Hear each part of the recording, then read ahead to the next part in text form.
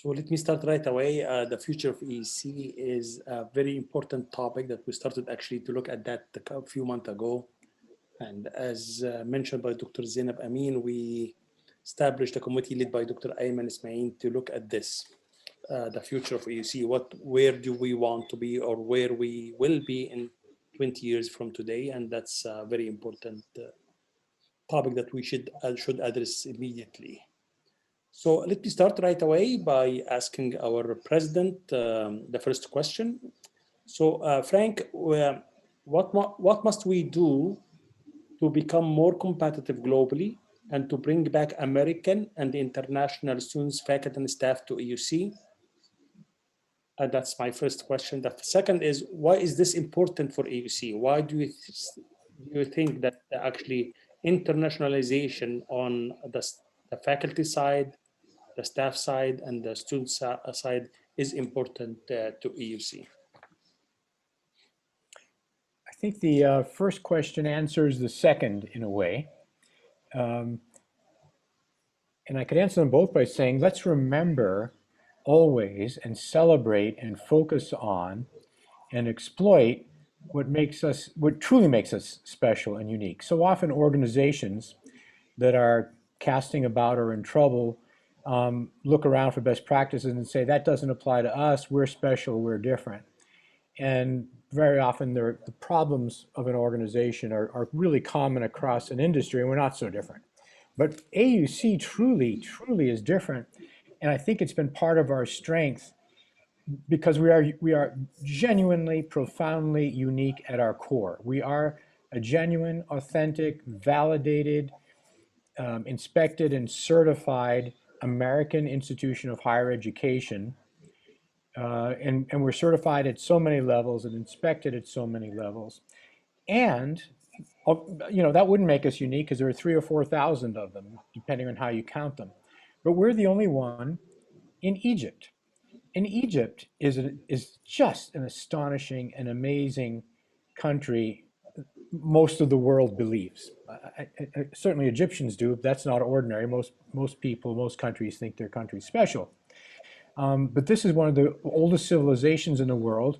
Never mind its past. Wherever humanity is going, Egypt is going to be helping it get there and experiencing all the pain that humanity is experiencing, whether it's global public health problems. COVID isn't the first thing. Egypt was afflicted by the bird flu, MERS and SARS and all the others.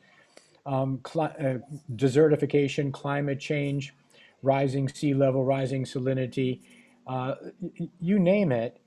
Egypt is just a fascinating place, immensely rich for its present and its future, and as well as its past.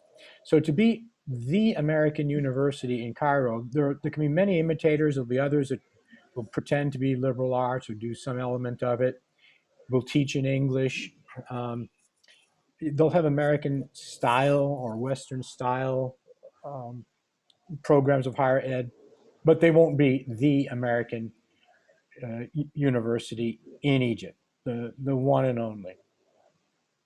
Nor will other American universities in the United States, lowercase universities, even if they do some Egyptology or are really strong in Middle East studies or teach Arabic or teach, how to do entrepreneurship outside the United States, they won't be rooted here. I've been to international branch campuses. I've been to Georgetown's outposts in Turkey and in Qatar. I've seen a few of those places up front, spoken with their people. They are outposts away from the mothership, and it shows. The faculty feel it in those places. The students feel it. So we're really very special, and we shouldn't take that for. It is granted, actually. As long as we exist, we will be the only ones doing it. But we ought to recognize that strength, it seems to me. And that answers the question of, sort of why do we have to sustain the international character of the place? When we were founded as the American University in the American century, and then in the second part of that century, it was becoming first a bipolar world in terms of superpowers, and then people were saying unipolar. it was never American in a jingoistic sort of way, but it had a lot to do with being American. Now it is just as America itself is part of a multipolar world and a globalizing world, still probably the most influential single country in many ways. There are other big, powerfully globally influential countries, uh, the superpowers, the Chinas and the Russias and the Indias, but Egypt is a cultural superpower.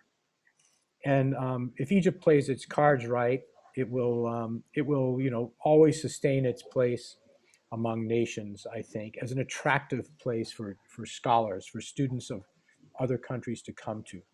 That's our sweet spot. We do that better than Cairo University or Ain Shams or Alexandria or any of the others. Among Egyptian universities, I think we're the only one that is truly internationally minded. There's a British university, there's a German university, but they are far less, British or German or the Russian one or the Canadian one than we are American and truly international in our outlook, in our curriculum, in our philosophy, in our the way we deal with each other internally, and the way we deal with Egypt. We have our own problems, as all universities do, about insularity and inward lookingness. Yeah, yeah, but we're much more outward looking, I think, and engaged and connected as a university than any of our, let's say, wannabe peers, or the great universities of Egypt, great in numbers and in tradition, like Cairo University. They have much to be proud of, but they don't, from what I can see, engage with industry, let's say, or government for that matter. Some are government schools and do not engage with government the way we do. Example, we initiated internships with so many ministries. I don't know how many we have now, but we were up to about 6 or 7 ministries at one point that we regularly sent interns to. So there's much to be proud of in who we are and what we've done. And these are gilt-edged assets that we can, on the one hand, see are durable. On the other hand, we shouldn't just take them for granted in the sense that we assume we don't have to keep that identity refreshed. Because American universities, the other 3 or 4 thousand of them, are refreshing themselves or failing. Many are going out of business or amalgamating because the demographics of the market in the United States are compelling this. And also with the drying up or the contraction of overseas students coming in, smaller places smaller than us, have been failing, actually, or gobbled up by their larger partners and subsumed. So we do have to recognize we're in a competitive environment despite our very durable strengths. And I think we have to work on those. One of the ways in which we have to compete, and we'll get to this in the later panel, and I'll save this for that, is customer service. But it goes into what Ayman is going to be speaking about. As we look at changes in pedagogy and curriculum, both of those things, what content we deliver and how we deliver it, bricks and mortar on the one hand versus online on the other, and then the blend, as I know he has presented several times before, of the 4-year residential coming of age experience that you can only do through physical presence. And you can blend some of it online. But we've seen this past year with COVID how much we miss the students and how much they miss being on campus with us. So I would answer your 2 questions by putting them together. It is vitally important that we sustain, nurture, and regain our international identity with a particular emphasis on the American identity. Because America does have a certain branding when it comes to higher ed. I think it stands to reason. It gives us our competitive edge, and we shouldn't lose that element of our identity. As to what we have to do it, we've been talking about this for the past couple of days. We've got to get the resources, but we need to have the focus on bringing Americans in particular, but others as well, to come to join us, whether virtually to some level, at some level, but fundamentally physically present among us to do teaching, research, and studying, whether as senior scholars, educators, or as students. That's what these 2 days of discussions have been about. I look forward to Ayman's presentation, parts of which I've seen a couple of times over this past year of COVID, to talk about the how we do that.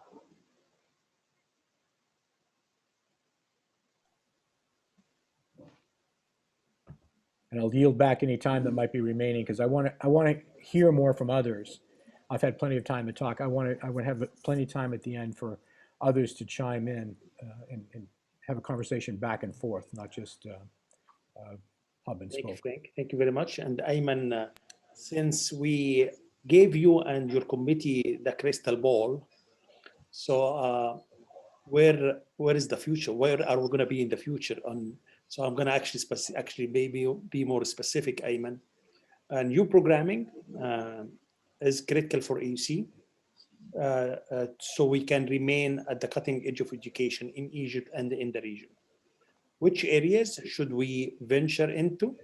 And that's for my first question, Ayman, and I will ask the second question right away, and so you can answer both of them. Digital has become also after COVID, specifically after COVID, has become a big part of everything we do, and is likely to remain so. Beyond the current COVID challenge, where should AUC play in the space, and what do we need to be ready? Thank you so much, Provost Dr. Rahman, and thank you, everybody. I think we spent a lot of time talking with more than 200 faculty and administrators across campus. And I want to thank the fantastic committee, 15 colleagues that we spent many hours discussing some of those topics. You have probably a more detailed, still executive brief, so it's short, but more detailed report that you all have. So I wouldn't repeat what's in it, but let me just respond directly to the Provost's question and setting up the context. So first thing, in terms of the context, our environment is changing. So everybody knows what's happening in COVID. There is new competition that's growing by the day. Every day I get a call about a new university that's mushrooming around us. And I think there are probably going to be more than 30 universities in the next couple of years that are launching. And it will be a very different competitive environment. Digital is accelerating big time, and that's happening everywhere in the world, and the programs are coming our way. So the environment in 2021 is extremely, extremely, extremely different from 2020 and 10 years before. And if anybody thinks that whatever we were doing in the last year or the last decade is going to serve us in the future, many aspects are preparing us. But if we continue in the same path, I think we're up for not so happy surprises in the next year or two. This is not a future, long-term future thing. This is an immediate thing, and we need to be very thinking about it. So that's the first point. Second point, in all of our discussions with the faculty, there is a sense of itching for growth and moving forward, and an entrepreneurial spirit and mindset that people feel that that energy is capped. It's capped by a lot of, whether capping budget, capping number of students, capping new programs, capping new activities. So there is a cap on the aspirations and actions and proposals and ideas of many people. It's creating a sense of frustration, but it's a huge opportunity. We remove many of those caps, and I think many things are going to happen, and we've got to work on this. Move faster and create a more agile environment and administration that is supporting that faster moving. It is not happening today. And I don't think that we cannot reach what we want without that. Now, getting to the new programs and the new areas. The point about the new programs, and I think several people have mentioned it before, is we always think about the proposals bottoms up, that someone would find an opportunity and push for it. But we also need to think a little bit about the big themes that are happening around the world and how can we trickle these down in our programs. I'll give some simple 3 or 4 examples. One is green economy. So whether you call it environmental sustainability, green economy, it's huge and it's happening. Where are our programs in that? And I'll pick on some of my, I graduated from engineering, so I'll feel happy to pick on my friends and colleagues there. Should we have a department in petroleum engineering or have a department in renewable energy? Can we change that and twist it and be oriented in the future? Because those jobs are not going to be there 10 years from now that we're graduating students for. Construction engineering, are we talking about just building buildings or building green buildings? So those are people I'm familiar with and I love, and I know they're at the cutting edge, but can we reorient this at the top, reorient the whole theme of the department, the group, the school, so that we can think about it? That applies to everybody across it. I mean, green economy cuts across everything. Same thing for the digital economy. We're talking about artificial intelligence. It is there, the future of work, the changing types of work. We talk about these things, but how is that translating into specifically into our programs? So when we look at a program in management, for example, we're changing a lot in the School of Business, and now the program in business, it's split into several programs. One of them is a Bachelor of Business and Entrepreneurship. So we're seeing the word entrepreneurship come in. So that reorientation at the higher level, I think it's extremely important. Water, energy, and food nexus, it's huge. And everybody knows it, even to the point that we have 3 large programs from USAID focused on them. And the only one that's actually successfully continuing is the one at AUC. So this is a huge theme. Again, it cuts across neurosciences. And I know there's some surveys circulating about pushing that area. So a lot of these areas are by nature interdisciplinary. They cut across different themes. They present a posture for the future. So that's very important to reorient what we're doing around it. And then it trickles down to the specific programs, the names of the degrees, and then it trickles down to the titles of the courses, and then it trickles down to the content, revamping the content of the courses. But there's some top-down thinking that needs to actually inform that. So that same thing for entrepreneurship, and it's an area that I'm very passionate about. We've done a lot of work. When I came to AUC, and Dean Sharif Kamel can tell us at that point in time, there was one course that was offered, I think, once, and it was canceled because lack of subscription. That's 10 years ago.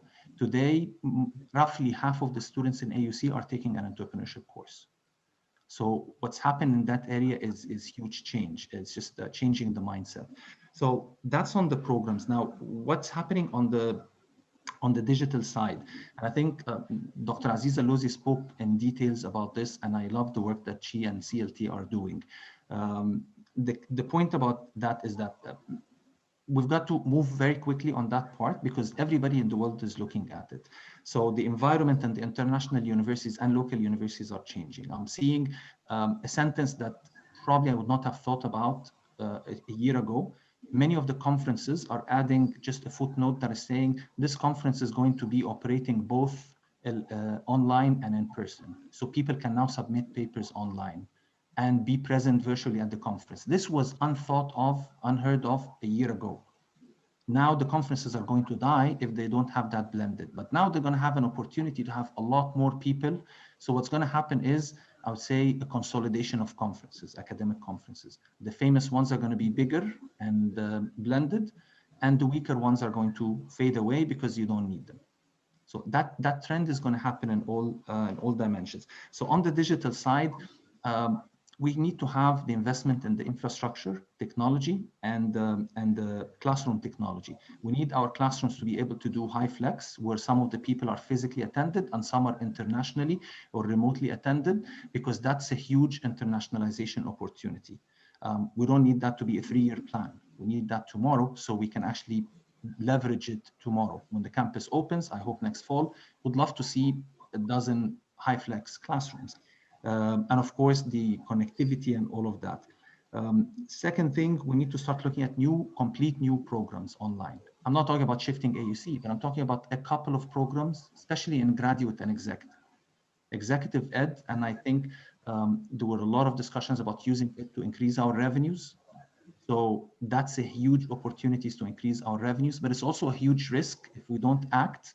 A lot of well-branded international universities are going to be offering programs that are on a very large scale. So we've got to leverage our core, which is the content about the MENA region, Africa, our part of the world, and push for that. Another point is our students need to start taking some of the courses internationally online. So maybe 1 or 2 or 3 of the intro courses, maybe 1 course every semester, that they would take in a different university. That has implications on our capacity planning and fees and tuitions and financials and admissions and all of that. But it's also a good thing because we can actually we can have more students with the same number of courses, and the students would get actually a lot of a broader exposure. These are different things. The infrastructure is important. The people part is very important in terms of digital literacy for our faculty and staff and students. The kinds of systems we're using. I mean, last week I was working on doing my AFR, which I'm late on. The system is archaic. It was probably written in the 80s, and we're still using it. So I'm spending hours being frustrated. I never write 10% of what I do, and I just move forward. So we need to have new systems that are actually state of the art. And then there's something about the institutional capacity. If we're going to do programs that would have some sort of digital, even if we're attracting someone from abroad to attend, or we're doing business in Africa or the MENA region, then the tuition model has to change. The financials for those programs need to be different. The institutional capacity to support them is different. And this is infrastructure. And that takes time to build and learn and adapt and so on. So overall, we need to expand our digital footprint, and we need to work on it like really, really fast. So I'll stop here. Happy if there are any questions at the end. Thank you, Provost. Thank you, Ayman. Thank you very much, Ayman. And I'm sure that Zainab and Iman can brief us later on during the Q&As on the AFR and what's happening there, because I know that there is a lot of effort happening to upgrade our AFR system. But Hanadi, let me go to you directly and continue on what was Ayman building. Ayman and the president mentioned that the competition is coming to our doorsteps, and it's coming from everywhere in Egypt and in the region. So that means that we should be very competitive even in our academic offerings. So in your opinion, Hanadi, what are the criteria that we should be applying when considering a new academic program? And in addition to that, how can we fund it? You're muted, Hanadi, I'm sorry. Thank you, Ihab, and thanks for the panelists and for the organizers of this conference. Thank you very much. As we all know, expanding and updating programs offerings is really essential for colleges and universities. And this is very important to leverage new opportunities to keep up with the never-ending advancements around us. So we can't just stand still. We have to develop. Accordingly, it's really essential to learn how AUC can execute strategic programs, developing them into getting us into a continued success. For selecting a new academic program or initiative, it's recommended to understand the strategic plan for the new program and how does it link to the university mission and strategic plan. It's very important that the new program or initiative targets a diverse pool of students, including local, regional, and international students, and encourage community services. It's also recommended to explore how would this program or initiative reflect the liberal arts mission, and how does it connect with other new or existing programs, and whether it provides interdisciplinary opportunities such as dual degrees or not. We also need to put into consideration that whether the new offering fits into a larger suite of programs, whether it capitalizes on existing course contents or resources that can use other programs efficiently or not. Based on the comprehensive work that has been done in the report of the academic at AUC post-COVID-19 report, which I really would like to upload Ayman Ismail and his committee who worked on that, they recommended also to identify opportunities to create anchor programs that can build out into multiple offerings. Programs which can attract more students through unique market relevant specializations without anchor programs, and which build on more robust and long-lasting market services. However, this will take us into how would this link to the marketplace? it's very important to have clear identification of the marketplace in order to accept or deny a new offering. So for example, in competitive higher education markets and institutions, we must understand how to leverage elements like differentiators, graduate outcomes, and student needs when planning new offerings.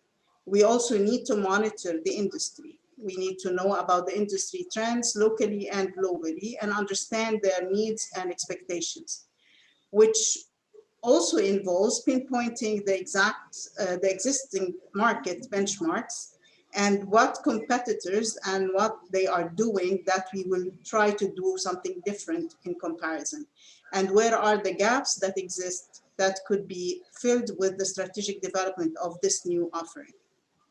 Last but not least, we cannot forget about the online academic programs, as was clearly highlighted by Ayman and emphasized. We have to develop and look into developing some of the programs which could be offered online.